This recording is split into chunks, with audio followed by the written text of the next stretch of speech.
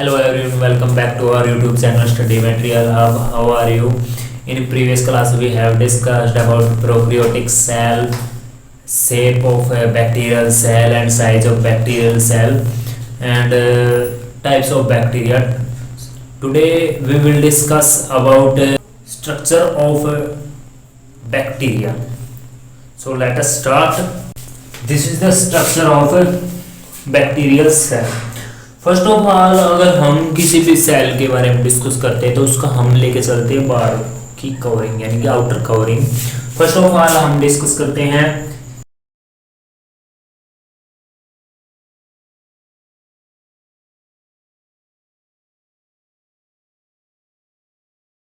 Cellular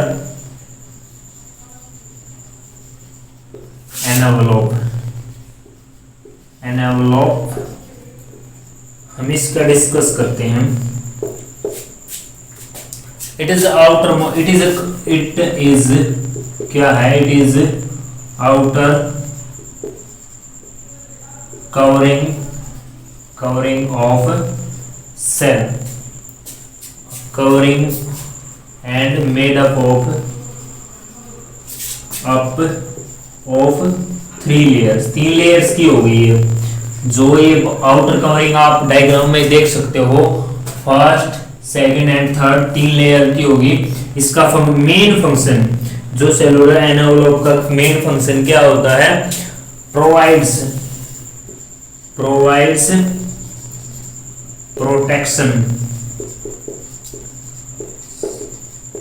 protection to cell from mechanical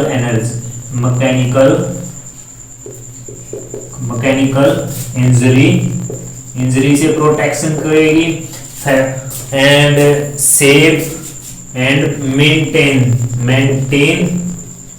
save and rigidity of cell. Means क्या, जो बाहर की कवरिंग होती है उसे क्या बोलते हैं? Cellular envelope. 3 लेयर की बनी होगी, उनका भी डिस्कस करेंगे. इसका मेन फंक्शन क्या है? सेल को मैकेनिकल इंजरी से यानी कि उसको कवर करते हैं ताकि बाहर की जो मैकेनिकल कोई इंजरी ना हो, उसको रिजिडिटी देता है और शेप प्रोवाइड करता है. इसकी 3 लेयर्स होंगी. फर्स्ट हो गई ग्लाइकोकालिक्स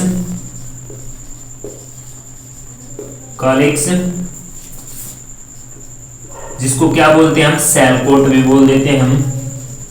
सेकंड क्या है? सेल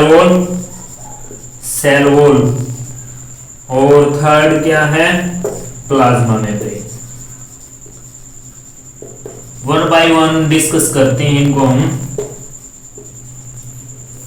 ये है, चलो वन बाय वन डिस्कस करते हैं इनको. फर्स्ट ऑफ ऑल हम क्या डिस्कस कर रहे हैं? ग्लाइकोकालिक्स. फर्स्ट क्या है? ग्लाइकोकालिक्स.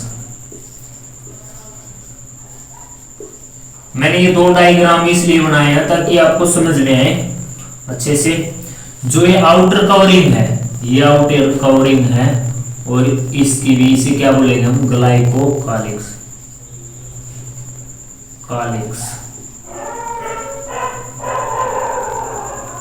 ग्लाइकोकालिक्स. इसे सेल कोट बोल देते हैं. इसको क्या बोलेंगे हम? ये cell coat.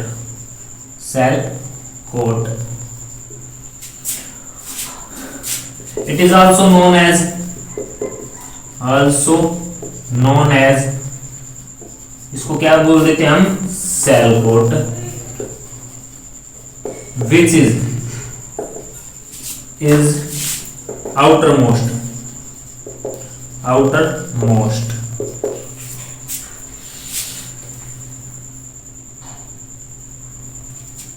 outermost covering layer.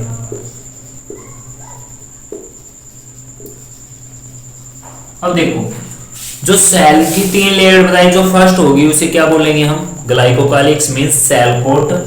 ये सबसे बाहरी होगी यानी कि आउटर कवरिंग होगी. अब कई बार क्या होती है, समझते हैं पहले. जो ये आउटर कवरिंग है ना, ये आउटर कवरिंग कई बार चिपचिपी हो जाती है, चिपचिपी म्यूसिलेजिनस. और कई बार क्या हो जाती है वो हार्ड। जब वो चिपचिपी यानी कि लूज हो, चिपचिपी हो उसे क्या बोलेंगे हम, स्लिमी लेयर। और जब वो हार्ड हो जाती है उसे बोलते हैं हम कैप्सूल। तो इसे क्या, ये क्या है, एक कैप्सूल है। क्या है, कैप्सूल। इसे क्या बोल सकते हैं हम, कैप्सूल भी बोल सकते हैं। ये दो अलग अलग इसलिए बनाया था कि मैं आपको समझा सकूं। इन एसेर्सिया, इन एसेर्सिया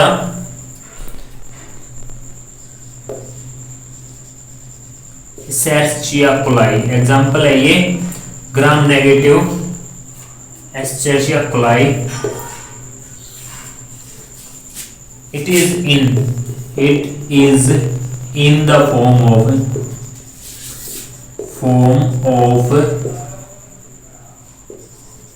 loose means ढीला ढाला, mucilaginous, चिपचिपा, चिपचिपी मिलेगी, कवरिंग होगी।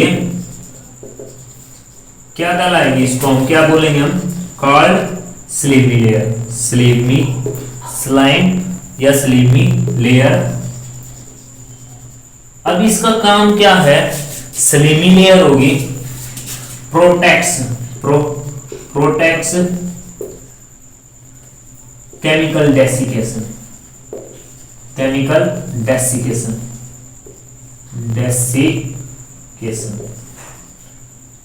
डेसिकेशन में आप समझाते हैं क्या होगा, पहले इनको राइट डाउन कर लेते हैं। Chemical desiccation, phagocytes and help in addiction.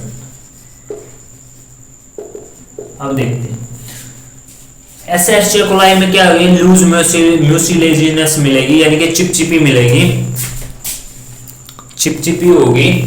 क्या केमिकल डेसिकेशन होता है, जैसे कि अगर हमने मिट्टी गिल्ली करके रख दी ना, कुछ टाइम बाद देखोगे सूख जाएगी, सूखने के बाद उसमें ऐसे ऐसे क्रैक हो जाती है वो ऐसे से, तो उसको, उस प्रोसेस को बोलते हैं desiccation. Chemical desiccation, action of chemicals के कारण अगर बैक्टीरिया सेल का डेसिकेशन होगा उसे बचाती है। और यानी कि एक तरीके की जो उसका मॉइस्चर होता है उसका लॉस होना भी क्या होता है, डेसिकेशन होता है। फैगोसाइट से बचाएगी, और कहीं भी बैक्टीरिया को जैसे रॉक्स पे मिलते हैं और in the deep of sea water भी मिलते हैं, तो वहां पे जो चिपकने के लिए चिपकने में ये हेल्प करती है। नेक्स्ट,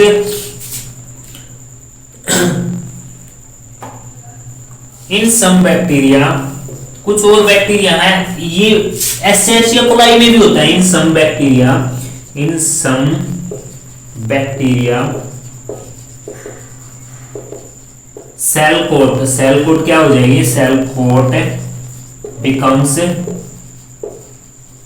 हार्ड एंड टफ, बहुत ज्यादा हार्ड एंड टफ हो जाएगी।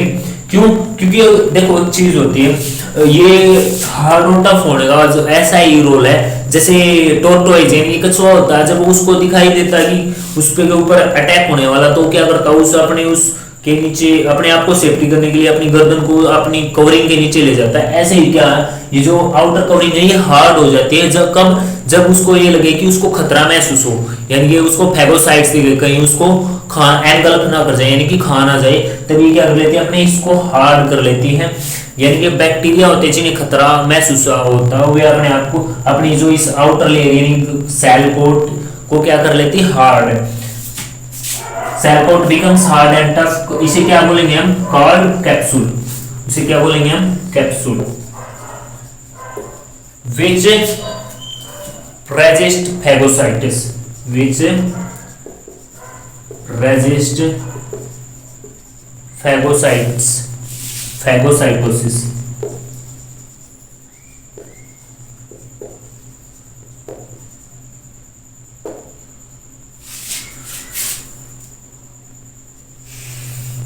इस डेट के लिए नेक्स्ट लेयर को स्टडी करते हैं हम। सेकंड लेयर कौन सी है, सेकंड लेयर, जो ये सेकंड लेयर है इसे क्या बोलेंगे हम, इसे बोलेंगे हम cell wall, cell wall. Second क्या है, cell wall.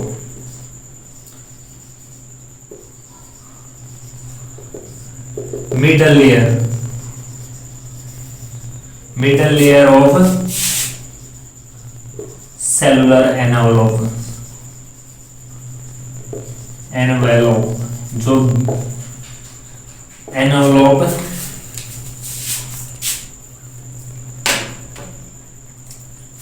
which is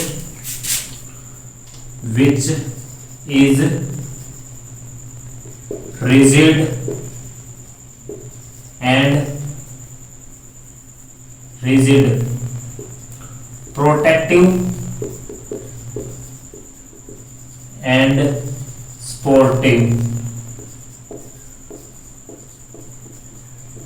in function।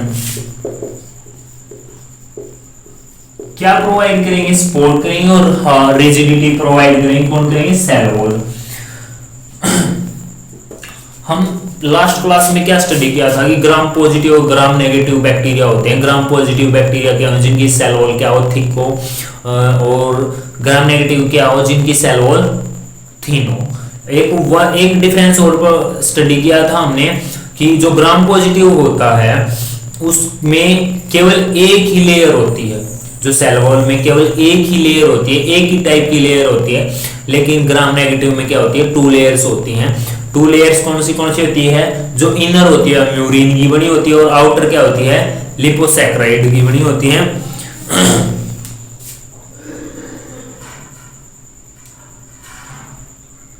लिपोपॉलीसैकेराइड की। So in gram positive, in gram negative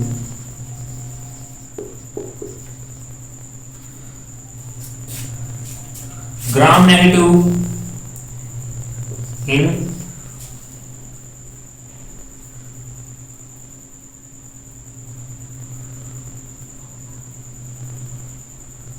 in gram negative bacteria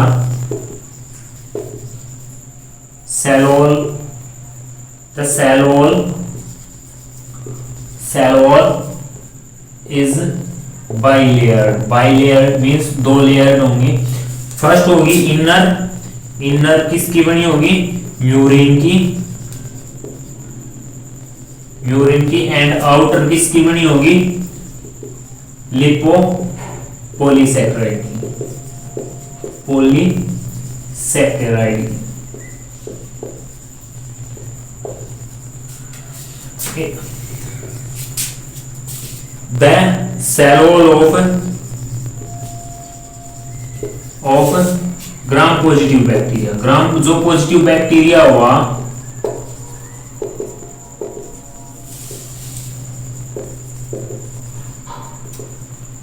is monolayer. Monolayer का मीन्स एक ही लेयर होगी, मोनोलेयर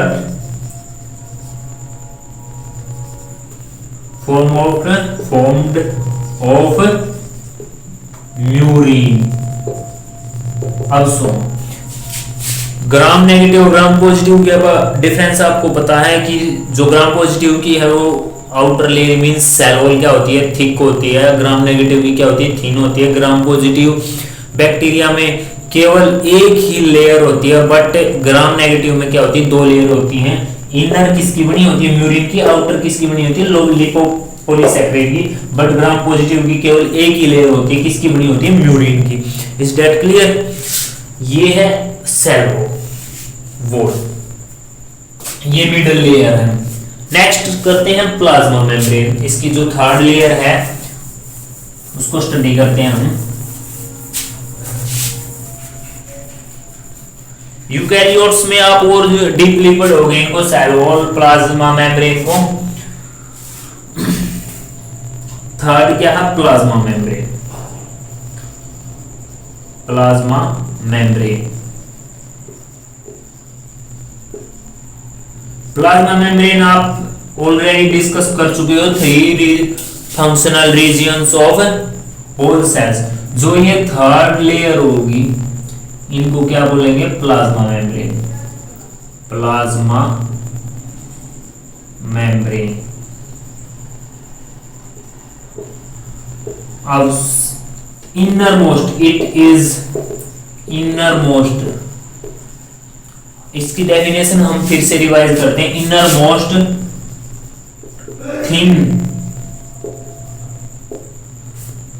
transparent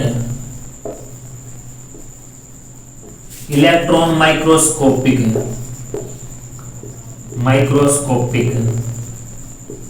ये इसकी कैरेक्टरिस्टिक्स हैं. Electron regenerative, flexible,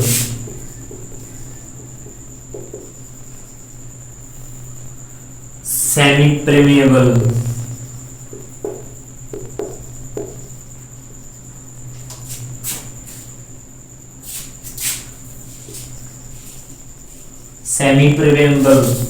लिपोप्रोटीनियस,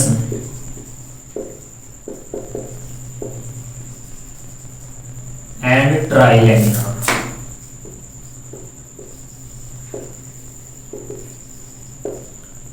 layer of cellular envelope. अब समझते हैं इसको. इनरमोस्ट यानी सबसे अंदर, थिन बोथ बाय, ट्रांसपेरेंट आर पार. हम जैसे पॉलीथीन के आर पार हम देख सकते हैं. इलेक्ट्रॉन माइक्रोस्कोप की हेल्प से देख सकते हैं. रीजनरेटिव, अगर टूट फूट गई तो अपने आप को फिर से वापस ठीक कर लेती हैं. फ्लेक्सिबल आपको बताया. सेमी प्रीमेबल, कुछ लिमिटेड सब्सटेंस को यह क्या करती है, अलाउ करती है अंदर से बाहर या बाहर से अंदर की तरफ. लिपोप्रोटीनियस, लिपिड्स, ये दो वर्ड है. लिपोप्रोटीनियस, लिपिड्स और प्रोटीन्स की बनी होती हैं. ट्राइलेमिनार मींस थ्री, ये भी थ्री लेयर्ड होती हैं. Cellular envelope. Is that clear? It is also, इसको एक वर्ड से और कहते हैं. It is also called respiratory membrane. Respiratory membrane भी को कहते हैं. एज इट इज विद, इसको रेस्पिरेटरी मेम्ब्रेन भी कहते हैं क्योंकि इसके साथ क्या है, components of electron transport. As it is with components of electron trans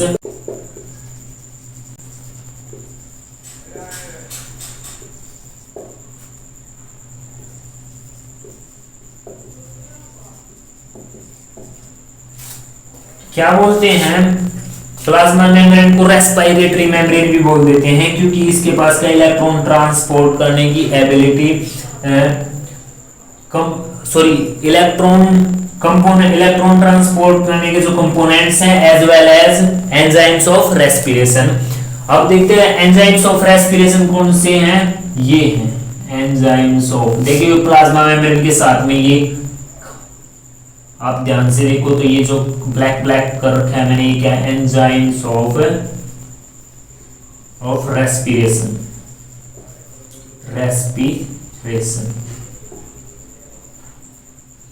is that clear? Main function क्या है इसका? मेन फंक्शन है regulates the exchange of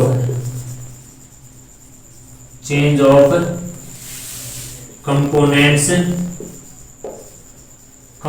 या मटेरियल कह लो आप, components and with cytoplasm and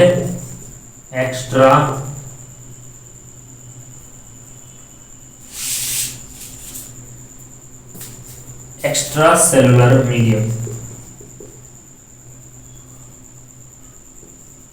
outer cellular medium, cellular medium. Is that clear? Inner most है, thin है, transparent है, इलेक्ट्रॉन माइक्रोस्कोपी, ये इसकी कैरेक्टरिस्टिक्स होगी। इसको हम क्या बोल देते हैं? रेस्पिरेटरी मेम्ब्रेन भी बोल देते हैं। क्यों? क्योंकि इसके पास रेस्पिरेशन के एंजाइम्स होते हैं। इसका मेन फंक्शन क्या है? कंपोनेंट्स का एक्सचेंज करना। Is that clear student? अब प्लाज्मा मेम्ब्रेन के बारे में थोड़ा और एक डिस्कस कर लेते हैं। एक दो टर्म्स आती हैं, उन टर्म्स का आपको पता होना। मीजोसोम्स। अब ये मीजोसोम्स क्या होते हैं? मीजोसोम्स, मीजोसोम्स डायग्राम में देखते हैं मीजोसोम्स होते क्या।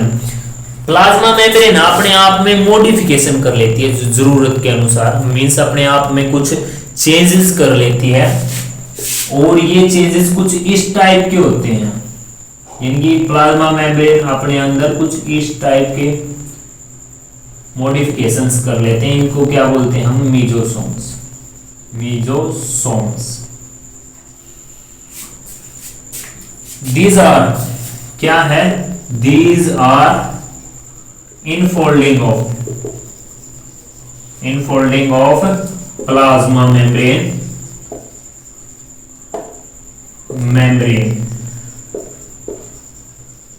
मीन्स अपने आप को प्लाज्मा मेम्ब्रेन मोड़ लेती है अंदर की तरफ, मीन्स अपने अंदर की तरफ मोड़कर मॉडिफिकेशन कर लेती है। क्यों? क्योंकि इसको बहुत सारे फंक्शन करने होते हैं।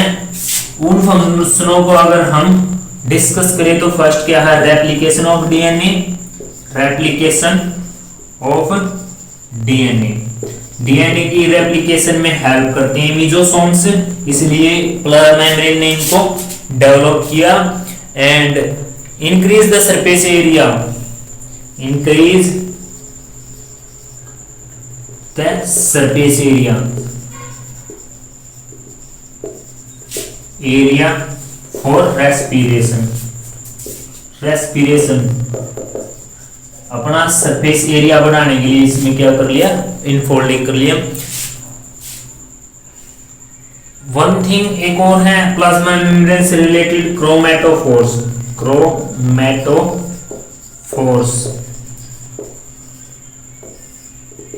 इंटरनल सिस्टम है ये। These are internal membrane system, these are internal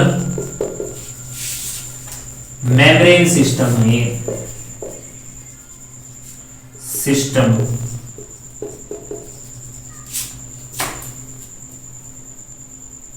which help in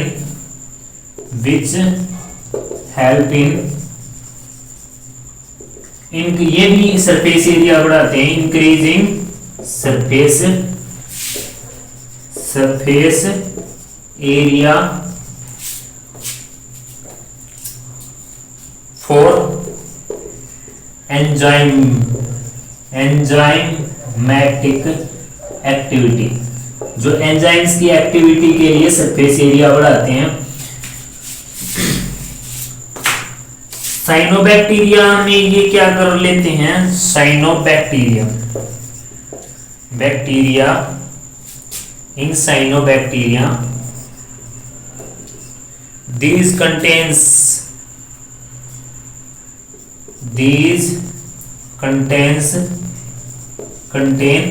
pigments। अगर साइनोबैक्टीरिया का डिस्कशन करूं तो साइनोबैक्टीरिया में क्या हो गए? ये पिगमेंट्स लिए होते हैं। इनके अंदर क्या होता है? पिगमेंट्स होता है कि इनके अंदर क्रोमैटोफोर्स के अंदर। इस टाइप में मीजोसोम्स क्या है? जो प्लाज्मा मेम्ब्रेन अंदर की तरफ अपने आप को मोड़ लेती है। कुल मिला के यही बात, अपने आप को अंदर की तरफ मोड़ लेती है। क्यों? क्योंकि ये मीजोसोम्स किस में हेल्प करते हैं? रेप्लिकेशन ऑफ डीएनए में और सरफेस एरिया बढ़ाने के लिए। और क्रोमैटोफोर्स क्या है? क्रोमैटोफोर्स जो प्लाज्मा मेम्ब्रेन का इंटरनल सिस्टम है, किन में हेल्प करता है? ये एंजाइमेटिक एक्टिविटी में। Is that clear? साइनोबैक्टीरिया की बात करूं तो इसमें क्या होगा? पिगमेंट्स होंगे। Is that clear? और अब प्लाज्मा मेम्ब्रेन हो चुका है, लास्ट टॉपिक करेंगे हम साइटोप्लाज्म। अब ये साइटोप्लाज्म क्या होता है?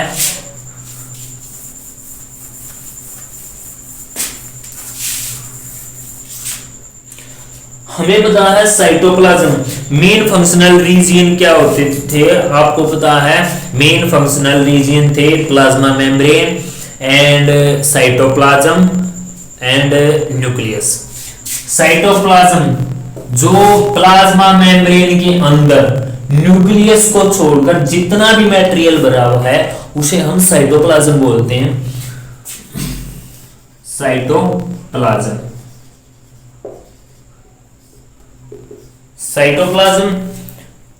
It is colourless. ये जितना सारा मटेरियल है ना, ये सारा क्या साइटोप्लाज्म है। इस प्लाज्मा मेम्ब्रेन के अंदर इस न्यूक्लियस को छोड़कर ये क्या है, न्यूक्लियस है। It is colourless, colourless, translucent, translucent, Lucent का मतलब जिसमें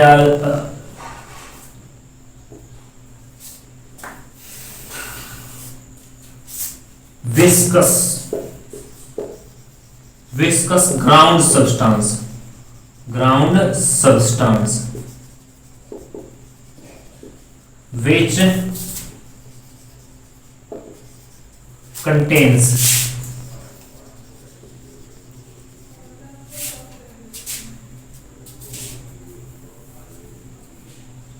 which contains reserve food in the form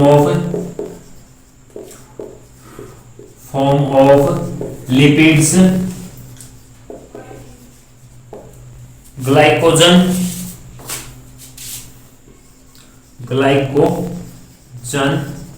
and ribosomes। अब डिस्कस करते हैं कि राइबोसोम्स, ग्लाइकोजन कौन से। जो ये आपको ये थोड़ा आपको डिफरेंशिएट पता चल जाएगा। जो ये राउंड शेप में, इसमें इसे क्या बोलेंगे हम, ग्लाइकोजन, ग्लाइकोजन। और जो ये डार्क कलर का जो आपको सर्कल दिखा रहे हैं, ये क्या होंगे, लिपिड्स।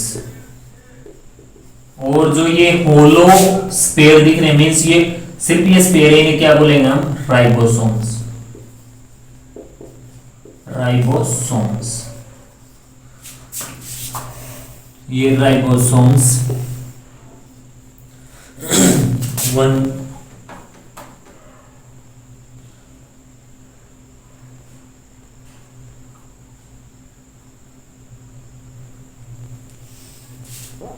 अब नेक्स्ट चीज है इफ ये राइबोसोम्स है, ribosomes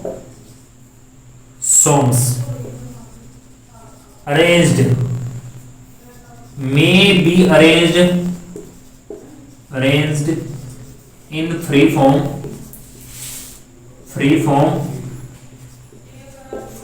or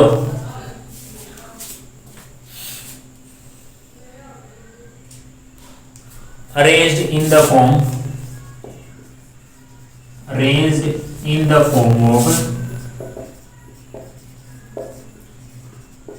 of helical series on mRNA strand, then it is known as पोलीसोम्स बोल सकते हैं हम, और पोलीराइबोसोम्स, राइबोसोम्स। अब ये डायग्राम में समझते हैं पोलीराइबोसोम्स कौन से हैं। क्या होते हैं, जब एमआरएनए मींस ये फ्री फॉर्म में भी आप देख सकते हो, फ्री फॉर्म में जब ये आरएनए के साथ चिपक जाए, मींस आरएनए के साथ जुड़ जाए, उसे क्या बोलेंगे हम, पोलीसोम, पोलीसोम या polyribosome. Is that clear?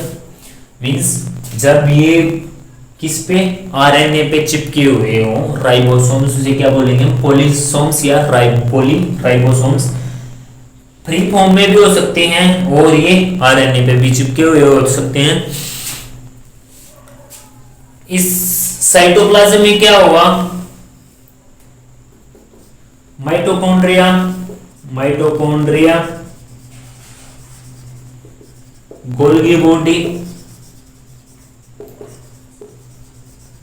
Golgi body, lysosomes etcetera और एब्सेंट। ये नहीं होंगे, ना तो माइटोकॉन्ड्रिया होगा ना गोल्गी बॉडी होंगे। जो है ये है एक बिल्कुल फूड है, रिजर्व फूड है, जैसे कि राइबोसोम्स हैं और ग्लाइकोजन्स हैं और लिपिड्स हैं। Is that clear?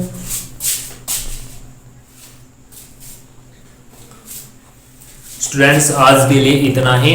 बाकी न्यूक्लियोइड, फ्लैजिलेशन एंड